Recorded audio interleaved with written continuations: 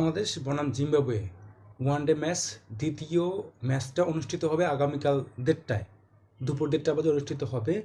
এই ম্যাচটা যদি বাংলাদেশ হেরে যায় তাহলে এই ম্যাচের সাথে সাথে সিরিজটাও বাংলাদেশ হেরে যাবে এবং বাংলাদেশ যেই ফর্মটা ক্যারি করছিল এই 3-4 বছর ধরে, লাস্ট 2 বছর ধরে সেই ফর্মটা জিম্বাবুয়ের কাছে হেরে দিল।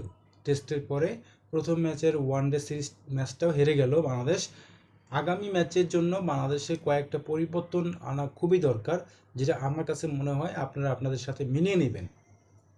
সেই পরিবর্তনটা আসলে কোথায়?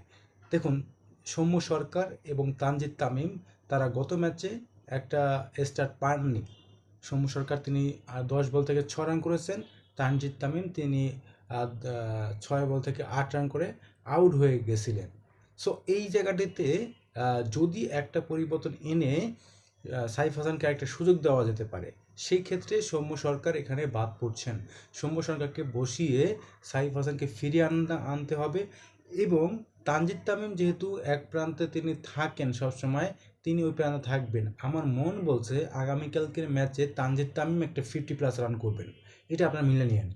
3 নম্বর পজিশনে নাজমুল হোসেন শান্ত, কোনো সমস্যা নেই। 4 নম্বর পজিশনে হচ্ছে লিটন কুমার দাসের আসার কথা ছিল, সেই লিটন দাস তিনি কিন্তু তাকে নিয়ে এখনও সংখ্যা কাটেনি, তিনি এখনও ইনজুর্ড।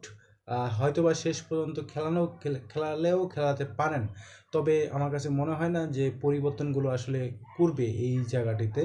সো লিটন দাস তিনি খেলতে পারছেন না। 4 নম্বর পজিশনে তাহিদ হৃদয় খেলবেন, 5-এ খেলবেন নূর হাসান সোহান, 6-এ খেলবেন মোসাদ্দেক হোসেন সৈকত, 7-এ খেলবেন মেহেদী হাসান মিরাজ, 8 নম্বরে রিশাদ হোসেন। এই রিশাদ হোসেনের জায়গাটায় আমি পরিবর্তন আনতে চাই তানভীর ইসলামকে। তানভীর ইসলাম গত ম্যাচে ছিলেন না, এর আগের ম্যাচে ছিলেন, তিনি ভালো পারফর্ম করেছেন, তাকে একটা সুযোগ দেওয়া যেতে পারে এই কন্ডিশনে, যেহেতু বলিংগুলো কাজ করতেছে। তো এই কন্ডিশনে তাকে একটা সুযোগ দেওয়াই যেতে পারে, আমার কাছে এটা মনে হয়।